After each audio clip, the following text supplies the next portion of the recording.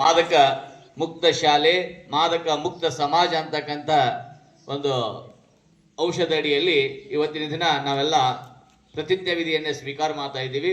ನಾನು ಹೇಳಿದ ಹಾಗೆ ತಾವು ಹೇಳಬೇಕು.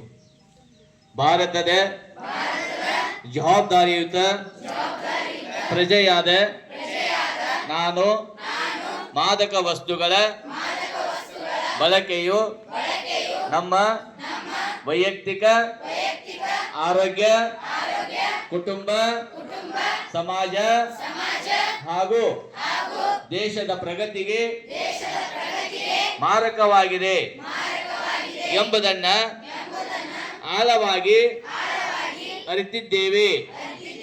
ಶಾಲಾ ಹಂತದ ವಿದ್ಯಾರ್ಥಿಯಾದ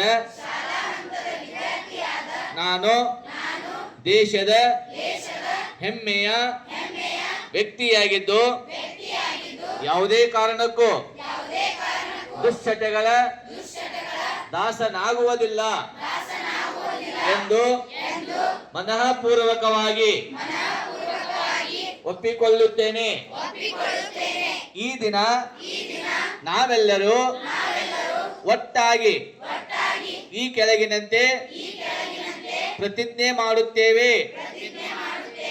ನಾನು ಸಿಗರೇಟ್, ತಂಬಾಕು, ಗುಟ್ಕಾ, ಮದ್ಯಪಾನ, ಗಾಂಜಾ ಸೇರಿದಂತೆ ಯಾವುದೇ ರೀತಿಯ ಮಾದಕ ವಸ್ತುಗಳನ್ನು ನನ್ನ ಜೀವಿತಾವಧಿಯಲ್ಲಿ ಎಂದಿಗೂ ಸೇವಿಸುವುದಿಲ್ಲ ಹಾಗೂ ಮರು ಉಪಯೋಗ ಪಡಿಸಿಕೊಳ್ಳುವುದಿಲ್ಲ ಎಂದು ಪ್ರತಿಜ್ಞೆ ಮಾಡುತ್ತೇನೆ.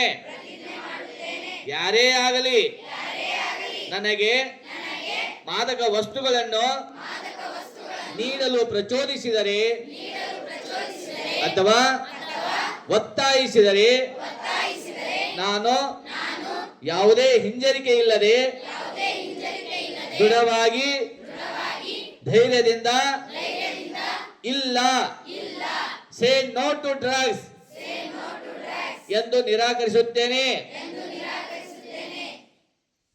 ನನ್ನ ಸ್ನೇಹಿತರು, ಸಹಪಾಠಿಗಳು ಅಥವಾ ಪರಿಚಿತರು ಇಂತಹ ದುಶ್ಚಟಗಳಿಗೆ ಬಲಿಯಾಗುತ್ತಿರುವುದು ನನ್ನ ಗಮನಕ್ಕೆ ಬಂದಲ್ಲಿ ತಕ್ಷಣವೇ ಅದನ್ನು ನನ್ನ ಶಿಕ್ಷಕರು ಅಥವಾ ಪಾಲಕರ ಗಮನಕ್ಕೆ ತಂದು